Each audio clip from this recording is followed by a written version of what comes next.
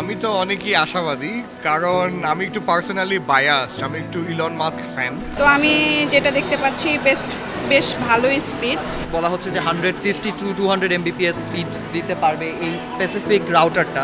স্টারলিংকের একটি ডিভাইস, তাতে মিলছে দারুণ গতির ইন্টারনেট। রাজধানীর হোটেল ইন্টারকন্টিনেন্টালে এর এক ঝলক অভিজ্ঞতা নিতে ভিড় করছেন অনেকেই। এই সুযোগ পরীক্ষামূলকভাবে করে দিয়েছে বাংলাদেশ স্যাটেলাইট কোম্পানি লিমিটেড।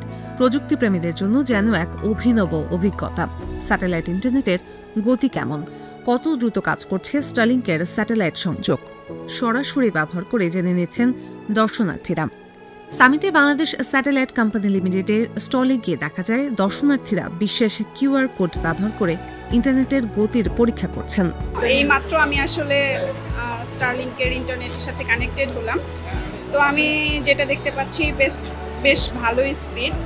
তো এটা আসলে হেল্পফুলি হবে সবার জন্য। স্টারলিংকের ইন্টারনেট সেবার পরীক্ষার সুযোগ পেয়ে ডন সামদানি প্রথম আলোকে জানান, আমি তো অনেকই আশাবাদী, কারণ আমি একটু পার্সোনালি বায়াসড, আমি একটু ইলন মাস্ক ফ্যান। আমার মনে হয় যে সে যেভাবে মাল্টিপল ব্যবসাগুলোকে এবং খুবই ডাইভার্সিফাইড ব্যবসাগুলোকে ম্যানেজ করে, আমার কাছে খুব ফ্যাসিনেটিং লাগে।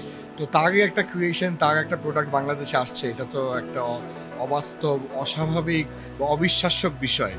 তো আমি খুবই এক্সাইটেড, এবং এটা বাংলাদেশের জন্য যে কত ইম্পর্টেন্ট মানে আমি বলে শেষ করতে পারবো না। তো বাংলাদেশে এখন যে লেভেলে যে গতিতে এগিয়ে যাচ্ছে, হাই স্পিড ইন্টারনেট বাংলাদেশে এগিয়ে যাওয়ার সাথে সাথে অ্যাবসলিউট প্যারালেল।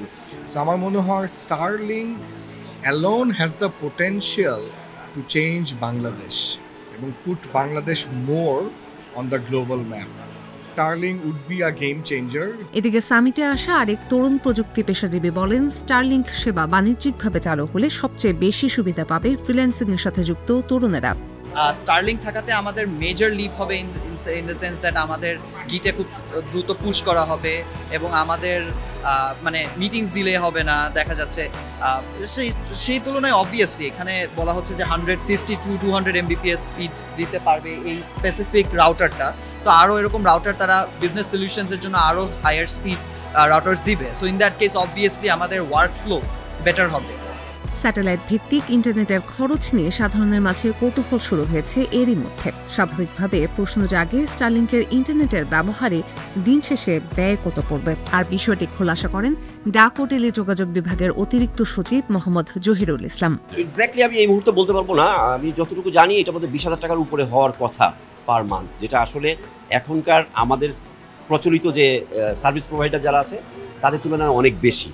তো এইটাকে কিভাবে কমানো যায়, এটা অবশ্যই এরকম করে একটা হয়তো মডেল দাঁড় করানো যেতে পারে যে গ্রাহকের সংখ্যা যদি দেশে বাড়ে তাহলে সে তখন হয়তো বা তার বিষয়টাকে প্রাইসিংটাকে কমায় নিয়ে আসতে পারবে। তো নিশ্চয়ই গ্রাহক স্বার্থের বিষয় বা রাষ্ট্রীয় স্বার্থের বিষয় যখন আমরা বিবেচনা করবো, সেই জিনিসটা আমরা যখন তাদের কাছে উপস্থাপন করব, তারা সেই ধরনের করে একটা বিজনেস মডেল নিশ্চয়ই আমাদেরকে উপহার দিবে। গত 29 মার্চ স্টারলিংক বাংলাদেশ বিনিয়োগ উন্নয়ন কর্তৃপক্ষ BIDA থেকে বিনিয়োগ নিবন্ধনের অনুমোদন পায়। স্টারলিংকে কার্যক্রম শুরু করার জন্য 90 কার্যদিবস সময় দেওয়া হয়েছে।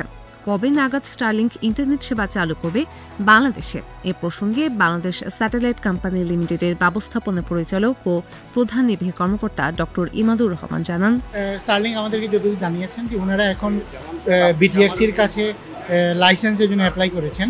তো লাইসেন্স পাওয়ার পরে only then they can start all the প্রিপারেশনগুলো হচ্ছে যে গ্রাউন্ড স্টেশন স্থাপন করতে হবে, তারপরে ওনারা কাদের সাথে কাজ করবেন এটা ওনাদেরকে ফাইনালাইজ করতে হবে, এরপরে সেলস মার্কেটিংয়ে যেতে হবে। So anywhere maybe beginning of July, maybe some time like that. কিন্তু এটা কমপ্লিটলি ওনাদের উপরে ডিপেন্ডেন্ট।